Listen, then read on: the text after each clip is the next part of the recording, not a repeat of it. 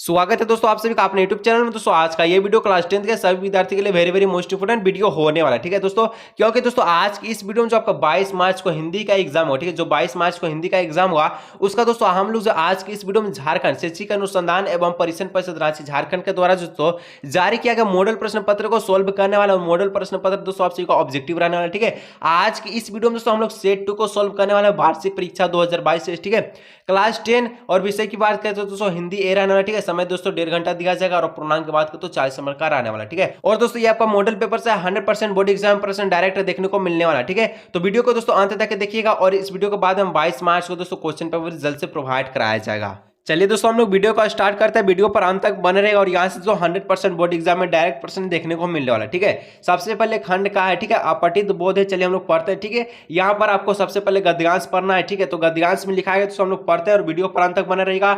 यहाँ से दोस्तों 100% बोर्ड एग्जाम प्रश्न देखने को मिलने वाला। ठीक है, और इस वीडियो के बाद में दोस्तों क्वेश्चन पेपर भी प्रोवाइड कराया जाएगा। लिखा है कि स्वावलंबन का अर्थ अपना अवलंबन अर्थात आश्रय या सहारा अपना आप बनना। ठीक है, स्वावलंबन का अर्थ होता है अपना अवलंबन अर्थात जो है अपना सहारा आप करना, यानी खुद का जो है काम खुद करना, किसी दूसरे पर बोझ ना बनकर या निर्भर अर्थात आश्रित ना रहकर अपने आप पर निर्भर या आश्रित रहना। ठीक है, दूसरों पर निर्भर नहीं रहना है। संसार में परावलंबी यानी दूसरे पर आश्रित हो या निर्भर रहना एक प्रकार का पाप और हीन कर्म है। ठीक है, दूसरे पर जो निर्भर रहता है वो एक प्रकार से पाप होता है और जो है खुद पर निर्भर रहना चाहिए। ठीक है, यह आदमी के बाहरी और भीतरी व्यक्तित्व को एकदम हीन और बौना कर देता है। ठीक है, जो दूसरे पर निर्भर रहता है उसके जो व्यक्तित्व है दोस्तों एकदम से हीन और बौना हो जाता है। इसलिए कहते हैं कि अपने आप पर निर्भर रहिए। ठीक है, किसी की सहायता मत चलिए दोस्तों। आपको अपना बड़ा आदमी यानी कि बहुत अगर दुनिया में आगे चलना है तो खुद पर आश्रित है। मान के चलिए 5 गो दोस्त है और 4 गो दोस्त आपका जो खराब और एक सही है। ठीक है, और 4 गो दोस्त के साथ आप संगति बना ले और आपका जो एक दोस्त है इसके साथ कोई संगति नहीं है तो संगति उसी के साथ रहे जो आपको अच्छा सिखाता है। ठीक है, यहाँ पर खराब दोस्तों के साथ आपको नहीं रहना। ठीक है, यही मैं कहना चाहूंगा। चलिए, प्राश्रित या परावलंबी को हमेशा आधार देने वाले एक अधीन बनकर रहना पड़ता है। ठीक है, उनके इशारे पर नाचने की बाध्यताएं और व्यवस्था रहती है। उनकी अपनी इच्छा होने पर भी उसका कोई मूल्य और महत्व नहीं रहता। ठीक है, आत्मनिर्भर व्यक्ति ही सही अर्थों में जान पाता है कि दुख पीड़ा क्या होता है। जो दोस्तों अपने से खुद से मेहनत करेगा, ठीक है, तो उसको पता है कि किस तरह से मैं आगे बढ़ूं, किस तरह से मैं नौकरी को प्राप्त करूं, यानी कि दुख दर्द को सहकर करता है। ठीक है, दिन रात पढ़ाई करता है, खेल कूद को त्याग कर थोड़ा सा मन खेल कूद में देता है। ठीक है, बाकी यहाँ पर अच्छी तरह से पढ़ाई करता है, अपने माता पिता का कहना मानता है। ठीक है, और मान सम्मान किसे कहते हैं। ठीक है, व्यक्तिहीन जीवन वास्तव में निरीह पशु और कीड़े मकोड़े से अधीन महत्व नहीं रखता है। चलिए दोस्तों, इस प्रकार का कुछ गद्यांश था, बहुत ही प्यारा गद्यांश है। ठीक है, ये आपका एक आपको सीख दे रहा था। ठीक है, तो चलिए इसके द्वारा प्रश्न गए पूछेगा, प्रश्न का उत्तर देते हैं। स्वलंबन का क्या अर्थ है, तो मैंने अभी आपको बताया दोस्तों स्वलंबन स्वलंबन, ठीक है, इसका अर्थ होता है अपना सहारा स्वयं बनना, खुद का सहारा स्वयं करना। ठीक है, किसी पर बोझ ना होना, दूसरे किसी पर बोझ ना होना। चलिए 2 नंबर कहता है कि परावलंबी लोग किसे कहते हैं, दूसरे पर आश्रित होता है। ठीक है, परावलंबी दोस्तों उसी को कहते हैं परावलंबी लोग जो दूसरे पर क्या होता है आश्रित होता है। चलिए 3 नंबर कहता है परावलंबी किसके अधीन बनकर रहते हैं, तो जो दोस्तों आश्रित देने वाले लोग होते हैं। ठीक है, जो आश्रित देने वाले लोग रहते हैं उसी पर परावलंबी जो अधीन बनकर रहते हैं। अगर जो कहेगा जिसके अधीन आप रहते हैं, ठीक है, वो कहेगा कि आपको उठने के लिए तो आपको उठेगा। यानी कि जो लोग परावलंबी रहते हैं, आपको परावलंबी नहीं स्वावलंबी रहना चाहिए। ठीक है, खुद आप अपने मेहनत कर आगे बढ़िए और ये मत सोचिए कि मैं दूसरे यहाँ काम करूंगा, आप सोचिए कि मैं दूसरों को काम कराऊंगा। चलिए नेक्स्ट, ठीक है, 4 नंबर। ठीक है, अगर दोस्तों मेरे कही गई बात अगर आपको कोई चोट पहुंचाती है तो कमेंट सेक्शन में कमेंट कीजिएगा। ठीक है, कहता है 4 नंबर की दुख पीड़ा और मान सम्मान का महत्व कौन समझ सकते हैं। जो आत्मनिर्भर व्यक्ति रहते हैं दोस्तों वही खुद का दुख पीड़ा और मान सम्मान का महत्व समझ सकते हैं। ठीक है, चलिए 5 नंबर, ये नहीं कि पापा के पैसे से अयासी कर रहे हैं, वो कर रहे हैं, ये कर रहे हैं। ठीक है, दोस्तों को पार्टी करा रहे हैं, ये कर रहे हैं, ये नहीं करना। अगर आप खुद के पैर पर खड़ा होते हैं तब कीजिए, तब आप जो भी कुछ कीजिए, कोई दिक्कत नहीं है। पिताजी के पैसा पर ऐश नहीं करना चाहिए। ठीक है, चलिए 5 नंबर कहता है कि व्यक्तिहीन जीवन किनके समान होते हैं, तो ये दोस्तों आप सभी के किनके समान होते हैं, जो पशु और कीड़े मकोड़े के समान, पशु और कीड़े मकोड़ों के समान होते हैं। चलिए, जो व्यक्तिहीन रहता है। चलिए नेक्स्ट में दोस्तों यहाँ पर आप सभी को एक पद्यांश पढ़ना है, ठीक है, जिसमें आपको 6 से 10 तक के प्रश्नों का सही जवाब देना है। चलिए हम लोग पढ़ते हैं, ठीक है। देखे कर बाधा विधि बहु विघ्न, घबराते नहीं काम कितना ही कठिन हो, ठीक है, वह बताते नहीं, ठीक है। और भीड़ में चंचल बने जो वीर दिखलाते नहीं, हो गए एक आन में उनके बुरे दिन भी भले, सब जग सब काल में भी वो, ठीक है, फूले फले, ठीक है। चिल्लाती धूप को जो चांदनी देने देवे बना, काम पड़ने पर करे जो शेर का भी सामना। और आपको भी काम, कोई सा भी कठिन काम हो, आपको डट के मुकाबला करना चाहिए, ठीक है। जो कि हंस के चबा लेते हैं लोह का चाना, हंस हंस के चबा लेते हैं लोह का चाना, ठीक है। हे कठिन कुछ भी नहीं जिनके है जी में यह ठाना। जो व्यक्ति कुछ करने को ठान लेता है वो करके दिखलाता है। और आप सभी भी अगर ठान लेते हैं कि बोर्ड एग्जाम में 90% 95% लाना है तो आ सकता है। इसके लिए क्या करना होगा, मेहनत करना होगा और आपको सर की वीडियो को लाइक करना होगा। वीडियो को लाइक करने के साथ साथ दोस्तों को शेयर करना होगा और चैनल को सब्सक्राइब करने के साथ साथ क्या करना होगा, बेल आइकन को प्रेस भी करना होगा। चलिए, कहता है 6 नंबर की पद्यांश में किन व्यक्तियों की ओर संकेत किया जा रहा है।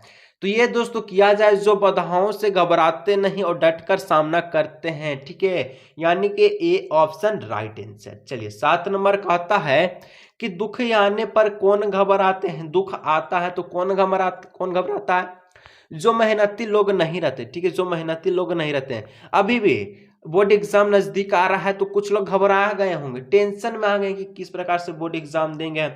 जो अगर बोर्ड एग्जाम की अच्छी तैयारी कर रहा है, चैनल को सब्सक्राइब करके फॉलो कर रहा है, तो दोस्तों उसको टेंशन नहीं लेना है, बल्कि जितना भी वीडियो अच्छी तरह से देखना है। एक बार देखिए ना, दोबारा देखने का जरूरत नहीं पड़ेगा, ठीक है। कोई भी प्रश्न को एक बार देखते हैं दोस्तों, समझ लीजिए अच्छी तरह से बोर्ड एग्जाम में प्रश्न का मुकाबला कीजिए, ठीक है। चलिए 8 नंबर का आता है कि समय आने पर परिश्रमी लोग किसका सामना कर लेते हैं।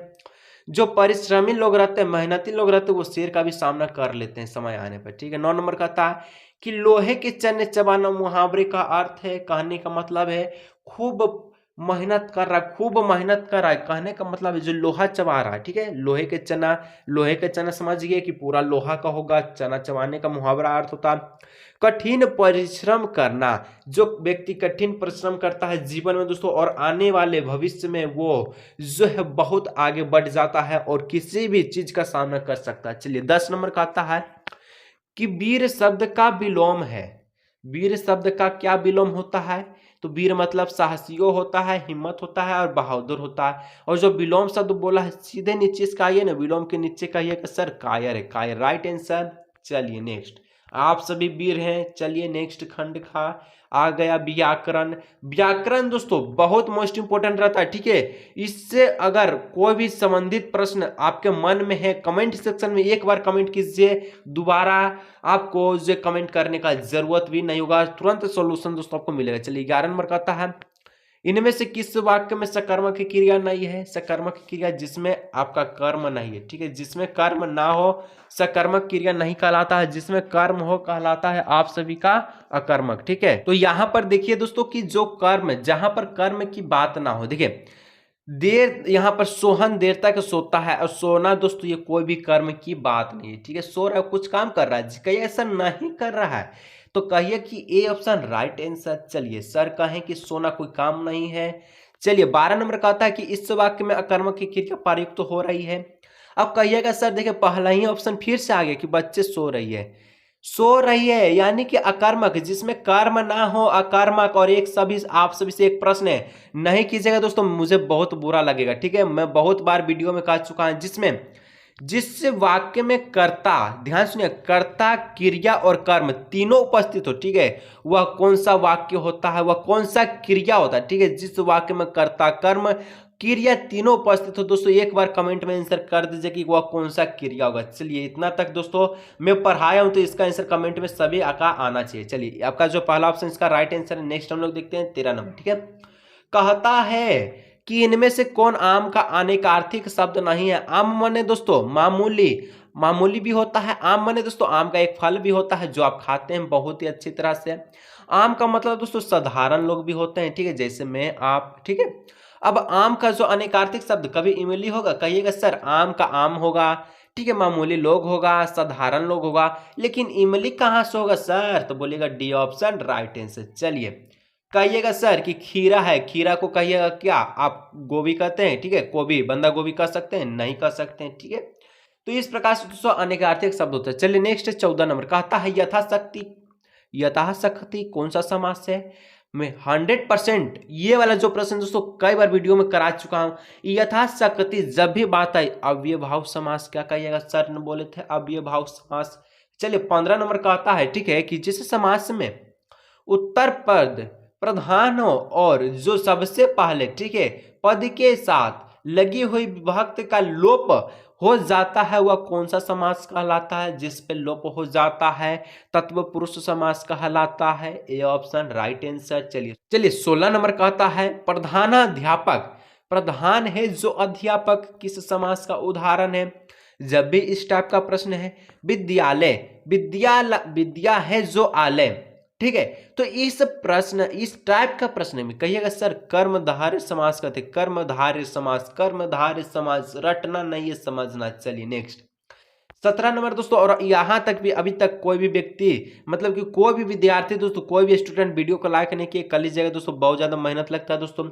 चैनल को सब्सक्राइब करने के साथ साथ बेल आइकन को भी प्रेस कर लीजिएगा। चलिए 17 नंबर कहता है जब बारिश होगी तब किसान हल चलाएंगे। ध्यान सुनिएगा, इधर हम लोग नहीं देखेंगे, ठीक है, रचना के आधार पर कौन सा वाक्य का भेद है हम लोग नहीं देखेंगे, सिर्फ यहां देखिए कि जब बारिश होगा तब किसान हल चलाएंगे।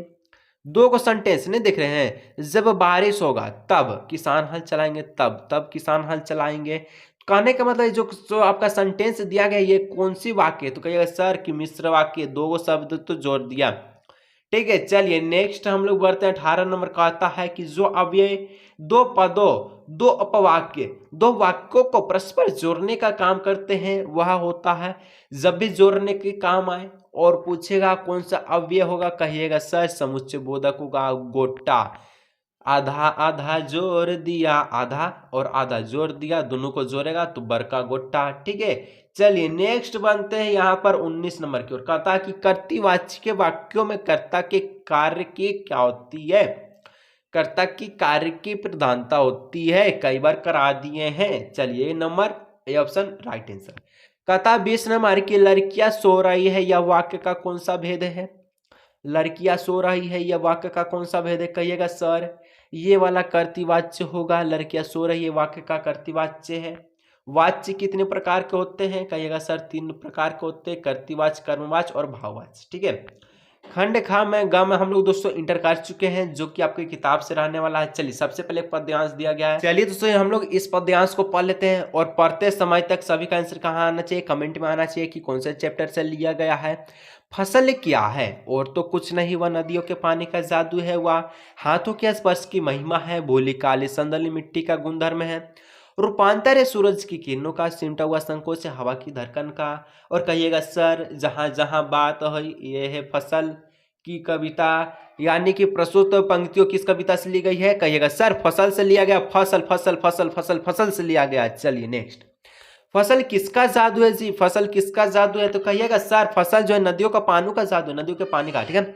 विभिन्न प्रकार के नदी से पानी आते हैं, ठीक है, नदियों का पानी का जादू है। छोटका फसल था पानी डाले, बड़का फसल हो गया, बड़का फसल हुआ आप खाएं, बहुत अच्छा लगा। चलिए 23 नंबर का आता है कि फसल किसका रूपांतर है, फसल किसका रूपांतर है, तो सूरज की किरणों का, ए ऑप्शन राइट आंसर। चलिए नेक्स्ट 24 नंबर का आता है, ध्यान से सुनिएगा और समझिएगा और चैनल पर पहली बार कर लीजिएगा लाइक और 22 मार्च का ले जाइएगा क्वेश्चन पेपर। चलिए फसल किसका गुणधर्म है, रूपांतर है सूरज के किरणों का, और गुणधर्म है मिट्टी का, मिट्टी भूली काली संदर्ली मिट्टी था। चलिए नेक्स्ट बढ़ते हैं अब प्रश्न 25 नंबर की ओर। कहता है व्रज छिपा नूतन कविता फिर भर दो, यह पंक्ति किस कविता से ली गई, छोटा सा पंक्ति है कि वर्ज छिपा नूतन कविता फिर से भर दो। यह जो कविता है दोस्तों ये आपका उत्साह कविता से ली गई है, उत्साह यानी कि ए ऑप्शन राइट आंसर। चलिए 26 नंबर कहता है उत्साह कविता में आए निदाग, ठीक है, का शब्द का क्या अर्थ है, तो इसका दोस्तों अर्थ होता है अत्यधिक गर्मी, अत्यधिक गर्मी। चलिए नेक्स्ट 27 नंबर कहता है कि गोपियों ने किसे भगवान कहकर या भाग्यवान कहकर संबोधित किया है? जो कृष्ण का संदेश लेकर किनको पास पहुंचाया था? गोपियों के पास पहुंचा था। गोपियों कौन थे? कृष्ण का यहाँ पर प्रेम करते थे, यानी कृष्ण के बहुत ज्यादा चाहते थे। तो दोस्तों जो गोपियां किसे भगवान का है? उद्धव को, क्योंकि उद्धव कृष्ण के साथ में रहकर भी, कृष्ण भगवान के साथ में रहकर भी प्रेम से अछूते रहे। और गोपियां दोस्तों कृष्ण से दूर होकर भी प्रेम करते थे। किससे? कृष्ण से। ठीक है, चलिए अब 28 नंबर, आप किसी से प्रेम नहीं कीजिएगा। कहता प्रेम करना है दोस्तों माता पिता से कीजिए, ठीक है, गुरु से कीजिए, किताब से कीजिए ना, ज्यादा ज्यादा अगर प्रेम करना है तो किताब से कीजिए। किताब दोस्तों आपको प्रेम करते हैं तो ये आपको एक ही फल देगा, वो है अच्छा नंबर, जीवन में सफल बनाएगा अगर प्रेम करते हैं किताब से, माता से, पिता से, भगवान से, ठीक है, शिक्षक से। चलिए नेक्स्ट 28 नंबर की गोपियों की दशा किस पक्षी के समान हो गई है? तो गोपियों की दशा दोस्तों आप सभी का हारिल के समान हो गया। हारिल पक्षी नहीं देखे हैं तो मैं बताता हूँ। हारिल जो पक्षी है ये अपने पैरों में दोस्तों एक लकड़ी का गांठ बांधकर यानी चलती है, ठीक है। और इसी तरह से जो है गोपियां जो है यहाँ पर हारिल पक्षी की तरह जो प्रेम में, किसके प्रेम में? कृष्ण के प्रेम में डूबे हुए। चलिए एक गद्यांश है दोस्तों कि पान वाले की खुद के मुंह में, ठीक है, एक गद्यांश से आपका यहाँ पर हम लोग पढ़ते हैं कि पान वाले की खुद के मुंह में पान ठूसा हुआ था। एक काला मोटा और खुशमियाजी आदमी था, ठीक है। हलदार साहब का प्रश्न सुनकर वह आंखों ही आंखों में हंसा। कौन? पान वाला। उसकी दोनों थिरकी पीछे घूमकर उसने दुकान के नीचे पान थूका और अपने लाल काली बत्ती सी दिखाकर बोला, कैप्टन चश्मे वाला करता है। क्या करता है? तो हलदार साहब सब कुछ नहीं समझ पाए, ठीक है। यहाँ पर चश्मा चेंज कर देते हैं, पान वाले ने समझाया क्या मतलब है, क्यों चेंज कर देते हैं? तो हलदार साहब अभी नहीं समझ पाए, ठीक है। कोई ग्राहक ठीक है आ गया, समझो उसको चौरे यहाँ पर चौखट चाहिए तो कैप्टन किधर से लाएगा? तो उसको मूर्ति वाले दे दिया और उधर दूसरा बिठा दिया। मतलब कहने का दोस्तों ये आपका जो गद्यांश से नेताजी के चश्मा से लिया गया, और जो पान वाले है किस प्रकार से जो है हलदार साहब को कैप्टन के बारे में बता रहे थे। चलिए नेक्स्ट है 29 नंबर का आता है कि प्रस्तुत अंश किस पार्ट से लिया गया है? तो मैं आपको अभी बताया कि नेताजी के चश्मा से लिया गया है। चलिए नेक्स्ट 30 नंबर का आता है कि पान वाले ने मुंह में क्या ठूसा था? जो पान वाला है क्या ठूसेगा? पान ठूसेगा। खुद बेचता है खुद खाता है, C number option right answer, खुद सी, ठीक है। चलिए 31 नंबर कहता है कि पान वाला कैसा आदमी था? तो पान वाला दोस्तों पान खा खा के मोटा गया और पूरा काला हो गया था और खुश मियाज वाला आदमी था, ठीक है।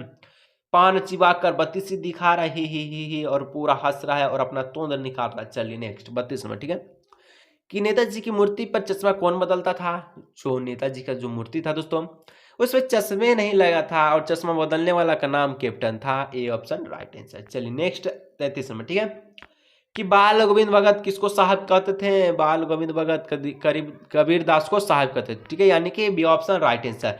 कोई भी डाउट हो रहा कमेंट सेक्शन में कीजिएगा दोस्तों, कमेंट, ठीक है। चैनल को सब्सक्राइब नहीं किया कल से दोस्तों 22 मार्च का क्वेश्चन आपको प्रोवाइड कराया जाएगा। चलिए 34 नंबर, पतहू के भाई को भगत जी ने क्या आदेश दिया? तो पतहू के भाई को भगत जी ने आदेश दिया कि पतहू की दूसरी शादी कराने का आदेश दिया, ठीक है, बी ऑप्शन राइट आंसर। चलिए 35 नंबर का आता है कि बाल गोविंद भगत के गांव के लोग का मुख्य धंधा क्या था? जो बाल गोविंद जो भगत जो जहां जिस गांव से बिलोंग करते थे उस गांव का मुख्य धंधा था, क्या था?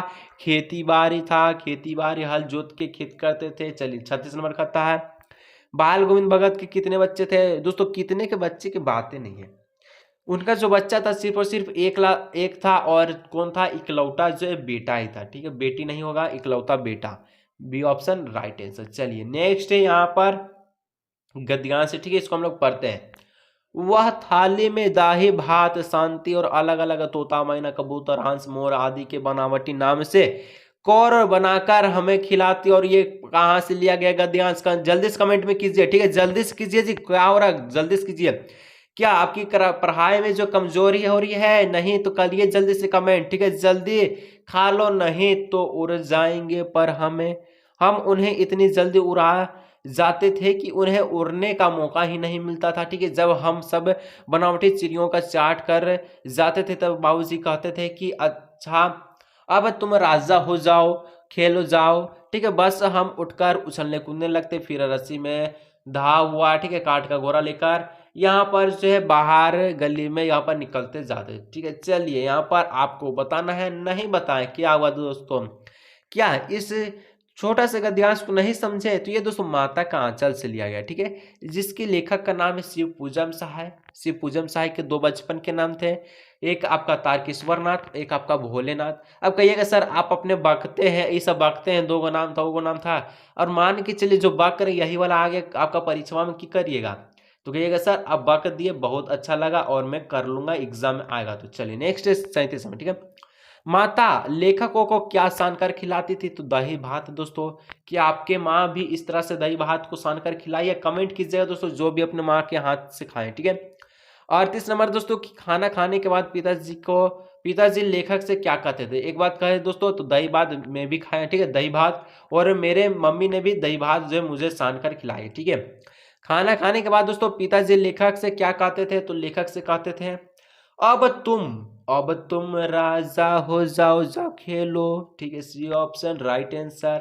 39 नंबर दोस्तों और लास्ट दो प्रश्न है, क्या अभी तक वीडियो को लाइक चैनल को सब्सक्राइब नहीं किए कर लीजिए दोस्तों, बहुत ज्यादा मेहनत लगा दोस्तों। अगर इस तरह का सपोर्ट बनाए रखते हैं और दोस्तों इसी तरह से अगर हमको भी आगे बढ़ने का मौका देते हैं दोस्तों तो बहुत अच्छी की बात है। और मेरा भला दोस्तों, आपका भी भला, सभी का भला, 90% पार का भला, भला भला जैकपॉट का भला। चलिए कहता लेखक कौन सा खिलौना लेकर खेलने के लिए जाते थे, मैंने अभी बताया काट का घोड़ा, कट कट कट, काट का घोड़ा, टिक टिक टिक घोड़ा। चलिए 40 नंबर, इस गद्यांश में कौन कौन से पक्षियों का नाम लिया गया है, सभी पक्षी का नाम लिया गया। मम्मी कहती थी तोता है खा लो, मैना है खा लो, कबूतर है खा लो, हंस है मोर है खा लो। क्या इन सभी पक्षी को खाना था, नहीं जी, जो दही भात का जो कोवर था दोस्तों गोल गोल बनाकर खिलाती थी, ठीक है, खिलाती थी क्यों, माता का आंचल में तारकेश्वर नाथ को, ठीक है। तो इस तरह से दोस्तों आपका जो यहाँ पर समाप्त हुआ, और अभी तक वीडियो को लाइक चैनल को सब्सक्राइब नहीं किए तो दोस्तों कर लीजिएगा। चलिए तो हम लोग मिलेंगे अगले नेक्स्ट वीडियो में।